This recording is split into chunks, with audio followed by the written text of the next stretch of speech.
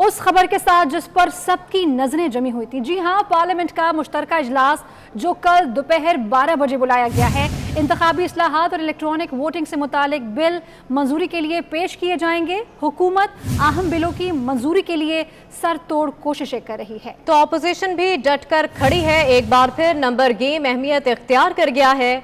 देखना यह है कि हुकूमत दिन रात की कोशिशों के बाद कितने अरकान ला सकेगी और अपोजिशन अपनी कुव्वत का इजहार किस तरह करेगी। सब नजरें कल के मार्के पर लगी हुई हैं। वजीर आजम खुद मैदान में नजर आए। जाले MNA सैयद नवीद कमर डेंगू में मुब्तला होने की वजह से लाहौर के अस्पताल में दाखिल हैं और इजलास में उनकी शिरकत मुश्किल है। लीगी MNA परवेज मलिक इंतकाल कर गए और कल के इजलास में अपोजिशन को उनकी कमी भी महसूस होगी।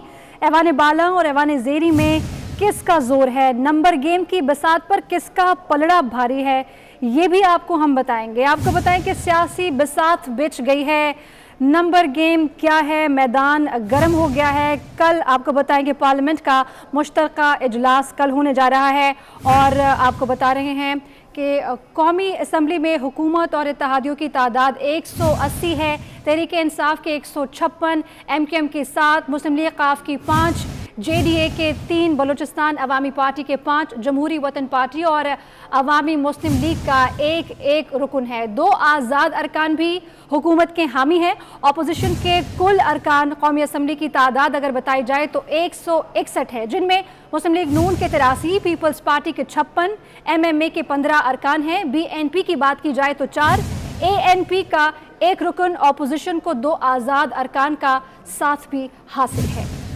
आपको बता रहे हैं कि MQM के 7, मुस्लिम लीग काफ के 5, GDA के 3, बलूचिस्तान अवामी पार्टी के 5, जमहूरी वतन पार्टी और अवामी मुस्लिम लीग का एक रुकन है। वो आज़ाद अरकान भी हुकूमत के हामी हैं। अपोजिशन के कुल अरकान कौमी असम्बली की तादाद 161 है, जिनमें मुस्लिम लीग नून के 83, पीपल्स पार्टी के 56, MMA के 15 अरकान भी शामिल हैं। जी हां, आपको बता रहे हैं अपोजिशन के कुल सेनेटर्स की तादाद 51 है, जिनमें पीपल्स पार्टी के 21, मुस्लिम लीग के 17, JUIF के 5, ANP नेशनल पार्टी और BNP मेंगल के 2 सेनेटर्स शामिल हैं। पख्तूनख्वा मिली अवामी पार्टी और जमात इस्लामी की अगर बात की जाए तो एक सेनेटर है।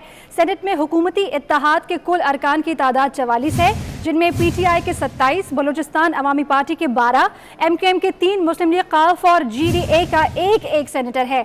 आज़ाद सेनेटर्स भी ऐवान में मौजूद हैं। इनमें 3 का ताल्लुक फाटा से है और 1 का ताल्लुक बताया जा रहा है कि 4 का ताल्लुक बलूचिस्तान से है। अगर ये तमाम भी हुकूमत का साथ दें तब भी हुकूमती सेनेटर्स की तादाद 48 बनती है।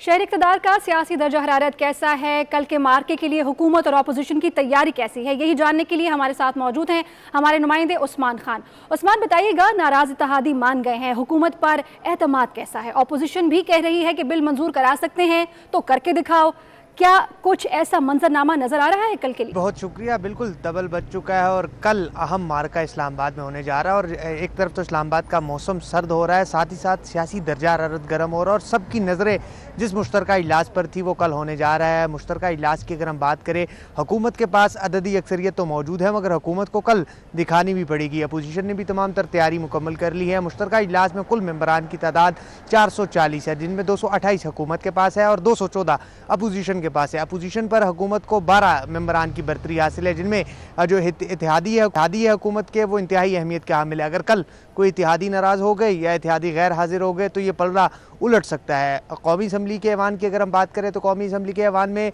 अददी तौर पर हुकूमत की अक्सरियत ज़्यादा है, तो इसी तरह सेनेट में अपोजिशन अरकान की तादाद ज़्यादा है। सेनेट में अगर हम अपोजिशन अरकान की तादाद की बात करें तो 51 अरकान है अपोजिशन के कुल और हुकूमत के पास 48 मेंबरान हैं, जबकि जो 2 सेनेटर्स हैं जिनकी अगर हम बात करें, एक सेनेटर इसहाक डार जिन्होंने हल्फ नहीं लिया, जिसके बायस अपोजिशन का एक मेंबर कम है। इसी के साथ अपोजिशन को एक दूसरी जानिब बड़ा धचका इस तरह लग रहा है कि एक तरफ तो मुस्लिम लीग नून के जो रुकन थे परवेज़ मलिक वो इंतकाल कर गए थे, उनकी नशिस्त अभी खाली है, जबकि उनकी अहलिया शाइस्ता परवेज़ मलिक उनका भी कल के इजलास में आना मुमकिन नहीं लग रहा। दूसरी जानिब पाकिस्तान पीपल्स पार्टी के सैयद नवीद कमर वो भी डेंगू बुखार में अलील है और लाहौर के अस्पताल में ज़ेर इलाज है। तो एक जानिब अपोजिशन के एक आज़ाद रुकन अली वजीर भी इस वक्त जेल में है। उनके हवाले से आज अपोजिशन जमातों ने प्रोडक्शन आर्डर के लिए हुकूमत को दरख्वास्त दी, मगर हुकूमत की जानिब से ताहाल अली वजीर के प्रोडक्शन ऑर्डर जारी नहीं हो सके। दूसरी जानिब इमरान खान और वजीर कप्तान जो है वो अपने खिलाड़ियों को लेकर कल मैदान में उतरने जा रहे, तो अपोजिशन का ये दावा है कि वो कल हुकूमत को सरप्राइज़ भी दे सकती है,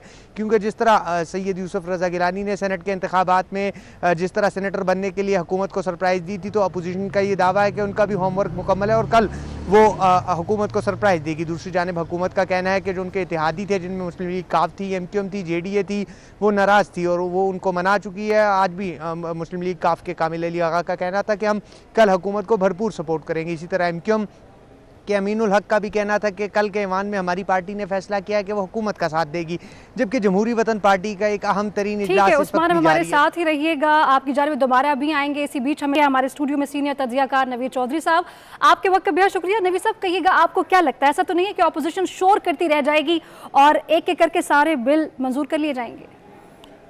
बहुत शुक्रिया। देखें, अपोजिशन इस मरहले पर शोर भी करती है तो उसकी भी बहुत अहमियत है। एक होता है स्टेबल स्ट्रक्चर गवर्नमेंट का, तो हमें ये तस्लीम करना होगा कि उसका वजूद नहीं है, हुकूमत लरज़ रही है। जिन बिलों के हवाले से हम बात कर रहे हैं इस वक्त, एक हफ़्ता पहले तक उसका ये आलम था कि हुकूमत इत्तेहादी बुरी तरह से डोल रहे थे। मुस्लिम लीग काफ ने इसकी एलानिया मुखालफत की, जवाब उसने कुछ और बनाए। फिर हमने MQM को देखा, MQM ने कहा कि जनाब हम तो स्टेक होल्डर हैं कराची में, हैदराबाद में, हमारी सीटें छीन कर PTI को दी गई हैं, तो अगर हम EVM टाइप कोई चीज़ इस हुकूमत के हाथ में दे देते हैं तो उसमें तो हम अपने खुद जो गर्दन है इनके शिकंजे में दे देंगे। तो वो इस बुनियाद पर मुखालफत कर रहे थे। इस तरह हमने बाप पार्टी वालों को देखा, उन्होंने कहा जी हम इस बारे में गौर करेंगे और ये बड़ा पेचीदा मामला है। GDA के कुछ अरकान ने खुलकर मुखालफत की। उनके खातून रुकन ने तो कहा कि हम इस बिल की हमायत बिल्कुल नहीं करेंगे। पीर साहब पगाड़ा साहब का जो अपना बयान था वो भी इससे मिलता जुलता था कि अब हम मज़ीद साथ नहीं चल सकते, बहुत सारी हमारी रिजर्वेशंस हैं। और इसके साथ साथ हमने देखा कि खुद विद इन PTI रैंक्स जो हुकूमती जमात है उनकी अपनी सफ़ों के अंदर बहुत बड़ी तादाद में लोग इस सारे अमल की मुखालफत कर रहे थे। तो ये फिर एक यही कहा जाता है कि जादू की छड़ी जो है वो हरकत में आई है, और उसकी हरकत में आते ही सारे अच्छे बच्चों की तरह से लाइन बना के खड़े होंगे हुकूमती इत्तेहादी, और कल वो फिर वोट देने जाएंगे। चूँकि ये बात भी ज़रूरी है, इसमें यहाँ बताना ज़रूरी है कि अगर किसी बिल पर हुकूमत को नाकामी होती है तो फिर ये हुकूमत अपना जवाज़ खो देगी, जैसे एक मौके पर उन्होंने खोया जब सैयद यूसुफ रज़ा गिलानी सेनेट के रुकन बन गए। तो जाहिर है स्टेक होल्डर नहीं चाहते कि इस मौका पर हुकूमत जाए, ये बात भी एक हमें मद्देनज़र रखनी चाहिए। इसलिए मौलाना फजल रहमान साहब ने जो आज इल्ज़ामात लगाए हैं, उन्होंने ये भी कहा है उसमें कि अपोजिशन के अरकान को रोका जा रहा है। हुकूमती अरकान को ये कहा जा रहा है कि आपने हर सूरत आना है, आप जहाज के जो टिकट हैं। सब यकीन आप ठीक कह रहे हैं, कल जब इजलास होगा तो पता चलेगा। फिलहाल तो हुकूमत इत्तेहादी 44 है, कल की सूरत हाल कल हमें पता चलेगी। आपकी जानिब दोबारा आएंगे। बताते चलें कि एक इजलास ऐसा भी हुआ जिसमें अपोजिशन कोरम की निशानदही करती रह गई। डिप्टी स्पीकर कासिम सूरी ने किसी की न सुनी और शोर शराबे में इंतखाबी इस्लाहात का बिल पास होने का ऐलान कर दिया। खदशा जाहिर किया जा रहा है कि कल के इजलास में भी कहीं 11 जून की तारीख न दोहराई जाए। उस रोज क्या हुआ था, आपको पहले वो दिखाते हैं। अभी पॉइंट आउट किया, सारे बैठे हुए हैं, नहीं हो सकता है, नहीं होगा, कोरम हो चुका है पूरा। बार बार आप नहीं कर सकते, आपने क्या यहाँ पे मुझे तंग करना शुरू किया हुआ है। वो तमाम अराकीन जो इसके हक में है हाँ कहें, वो तमाम अराकीन जो इसकी मुखालफत में है नहीं कहें। मेरे ख्याल में अक्सरियत के जवाब हाँ में है, तहरीक मंजूर की जाती है।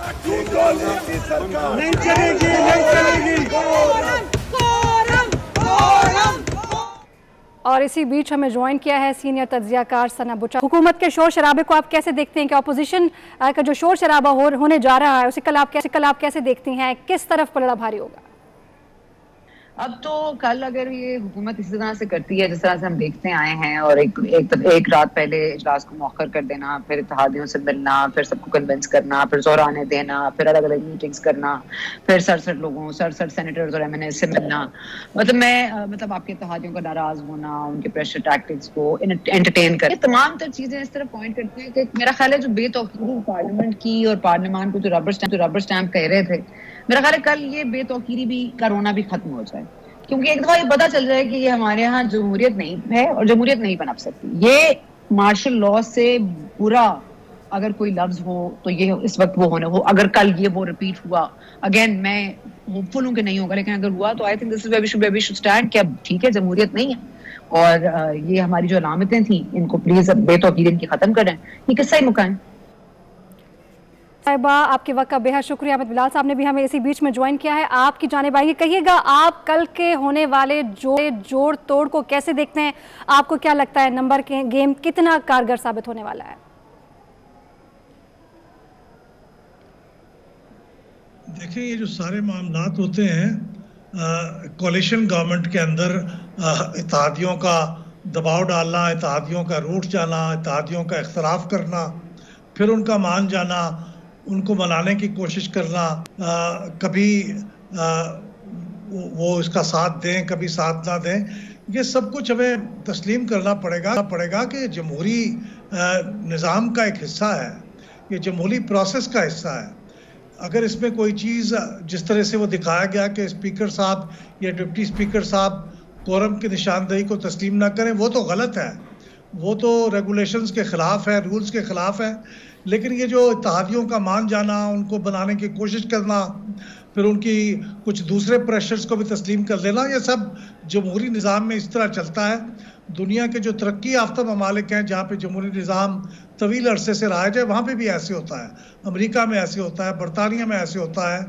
वहाँ जब भी अपोजिशन होती है तो उसकी बातें भी माननी पड़ती हैं, तो यही कुछ होगा। लेकिन अगर कल, अब देखने वाली बात ये होगी कि कल कुछ रूल्स की खिलाफ वर्जी तो नहीं होती। अगर रूल्स की खिलाफ वर्जी नहीं होती और इत्तेहादी हुकूमत के साथ आते हैं और नंबर पूरा हो जाता है, तो फिर ये अपोजिशन को रूल की खिलाफ वर्जी का कम से कम शिकवा नहीं करना पड़ेगा। लेकिन अगर कोई रूल्स की खिलाफ वर्जी हुई तो बहुत संगीन बात होगी।